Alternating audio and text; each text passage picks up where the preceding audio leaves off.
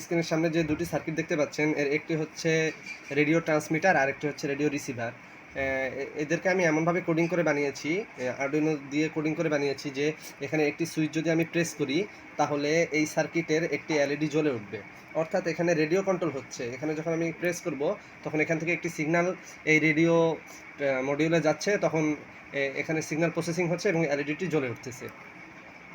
তো আমি এই ভিডিওটি করার উদ্দেশ্য হচ্ছে যে এখানে আমি একটি রেডিও স্পার্ক তৈরি করব যে স্পার্কের মাধ্যমে ইলেকট্রোম্যাগনেটিক ওয়েভ তৈরি হবে, বিভিন্ন লেন্থের ইলেকট্রোম্যাগনেটিক ওয়েভ তৈরি হবে।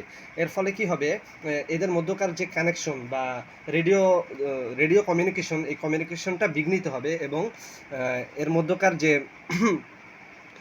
সিস্টেম আছে এই সিস্টেমটা একেবারে লস হয়ে যাবে। এবং যতক্ষণ আমি এটাকে আবার রিসেট করব, এটি তাদের মধ্যকার কমিউনিকেশনকে পুনরায় ফিরিয়ে আনতে পারবে না। তো এই জিনিসটাই আমি আজকে আপনাদেরকে দেখাবো।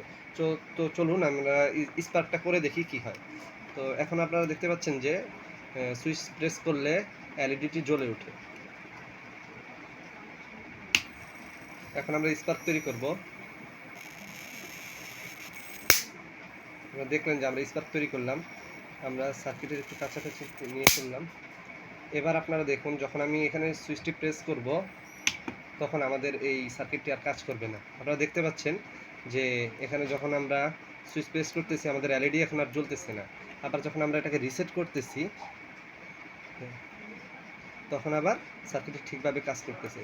অর্থাৎ আমি আপনাকে এখানে বোঝাতে চাচ্ছি যে ইলেকট্রোম্যাগনেটিক ওয়েভ আমাদের যে ইলেকট্রনিক সার্কিটগুলি আছে ওগুলোর উপর একটা বিশাল প্রভাব ফেলে, যার কারণে আমাদের এই মডিউলগুলো যে তৈরি করা ট্রানজিস্টরের মাধ্যমে, আমাদের এখানে যে ছোট ছোট আইসি আছে এই আইসিগুলো হচ্ছে ট্রানজিস্টরের মাধ্যমে তৈরি করা। যখন এই ইলেকট্রোম্যাগনেটিক ওয়েভ তাদের উপর প্রভাব বিস্তার করে বা তাদের উপর একটি শক ফেলে, তখন তারা ঠিকভাবে কাজ করতে পারে না, তাদের মধ্যকার সিগন্যাল বা কোড সব উলটপালট হয়ে যায়।